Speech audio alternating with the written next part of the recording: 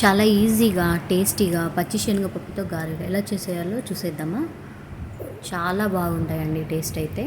Hello everyone, welcome to my channel Samantha blogs. ఎలా ఉన్నారు అందరూ? బాగున్నారా? మేమైతే బాగున్నామండి. ఈ రెసిపీ ఏంటంటే పచ్చెనగపప్పుతోటి గారెలు అండి. నేను గారెల కోసం ముందే మార్నింగే శనగపప్పుని బాగా నానబెట్టుకున్నానండి. ఇదిగోండి, బాగా నానిపోయింది. ఇప్పుడు దీన్ని మనము మిక్సీకి వేసుకుందాం అన్నమాట. శనగపప్పుని వాటర్ అంతా తీసేసి శనగపప్పునంతా మిక్సీ జార్లో వేసుకుందాం.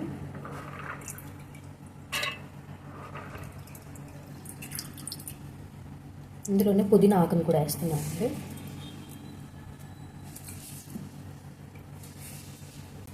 ఇందులోకి పచ్చిమిర్చి వేస్తున్నాను.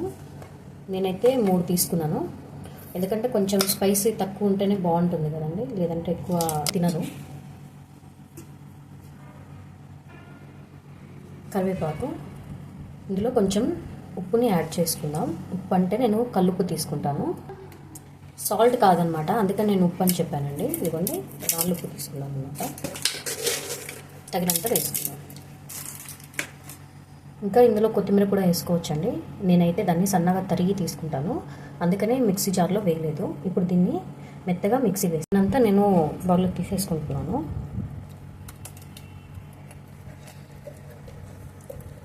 కావాలంటే మనము సన్నగా అన్నీ తరిగే తీసుకోవచ్చండి, దీంట్లో ఏమీ వేసి మిక్స్ చేయని అవసరం లేదు. పుదీనా కానీ పచ్చిమిర్చి కానీ అన్నీ సన్నగా తరిగి తీసుకోవచ్చు కూడా, కానీ నేనైతే మిక్స్కి వేసాను అనమాట. మీరైతే చూస్తున్నారు కదండి, నేను పిండి అంతా మెత్తగానే పట్టుకున్నాను, కానీ కొంచెం శనగపప్పు ఉంచి పైకి నుంచి దీంట్లో వేసేసుకున్నాను అనమాట. ఎందుకంటే అక్కడక్కడ తగులుతుంటే చాలా బాగుంటుంది కరకర అంట, అందుకోసం అనేసి కొంచెం శనగపప్పు మాత్రమే దీంట్లో నార్మల్గా కలిపేసాను అనమాట. సాల్ట్స్ వేసుకుందాం, సరిపోతే ఓకే, లేదంటే కొంచెం యాడ్ చేసుకుందాం.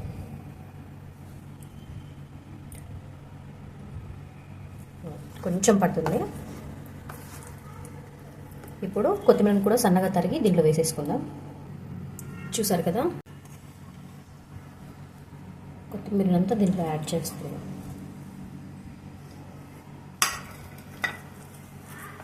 దీన్నంతా బాగా కలిపేసుకున్నామండి పిండిని.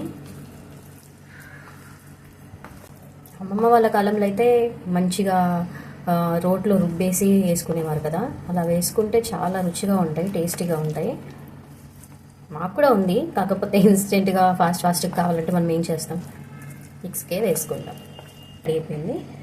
ఇప్పుడు మనం గ్యాస్ వెలిగించి ఆయిల్ పెట్టేసుకుందాం.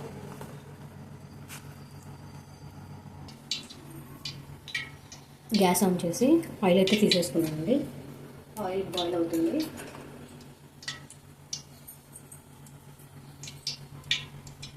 మనం ఈ గారెల్ని కొంచెం హైలో కొంచెం లోలో కాకుండా నార్మల్గా మిడిల్లో పెట్టుకొని ఫ్రై చేసుకుందాము. ఎందుకంటే కానీ మళ్ళీ లోపల పచ్చిగా ఉంటుందండి పిండి, అందుకోసమని ఒకసారి హైలో పెట్టుకుందాము. ఈ పచ్చి శనగపప్పుతోటే మనము మసాలా గారెలు కూడా వేసుకోవచ్చు, చాలా టేస్టీగా ఉంటాయి. సేమ్ చికెన్తో గారెలు చేసినట్టే ఉంటాయి అన్నమాట. ఈసారి నేను తప్పకుండా మీకు చేసి చూపిస్తాను. ఇప్పుడైతే నార్మల్గా గారెలు వేస్తున్నాను, చూసేయండి. ఆయిల్ కాగిందో లేదో చూసుకుందామండి. ఇప్పుడే హీట్ అవుతుంది, ఒక 2 మినిట్స్ ఆగి వేద్దాం. ఆయిల్ బాగా వేడైందండి. ఆయిల్ బాగా వేడయ్యాక కొంచెం ఫ్లేమ్ తగ్గించేసి అప్పుడు గారెలు వేసుకుందాం.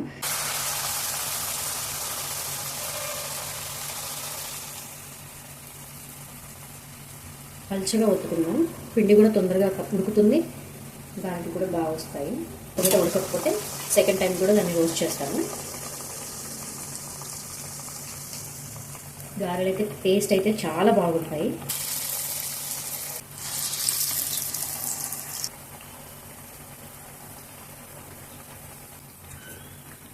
ఎందుకంటే కొంచెం క్రంచీగా కరకరా అంటుంటేనే బాగుంటాయి కదండి, అందుకోసమని సెకండ్ టైం కూడా వేసాను అనమాట.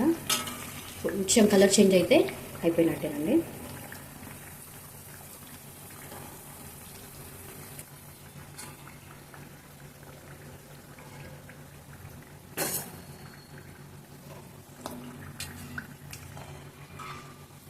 చూసారుగా, గారెలు అయితే రెడీ అయిపోయినాయండి.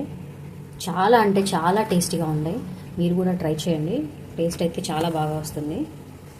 నెక్స్ట్ టైం మసాలా గారెలు ఖచ్చితంగా చేస్తే చూపిస్తాను. ఈవినింగ్ స్నాక్కి చాలా బాగుంటుంది. విధానం మీకు నచ్చినట్టయితే లైక్ చేయండి, షేర్ చేయండి, సబ్స్క్రైబ్ చేయండి. సమంత వ్లాగ్స్.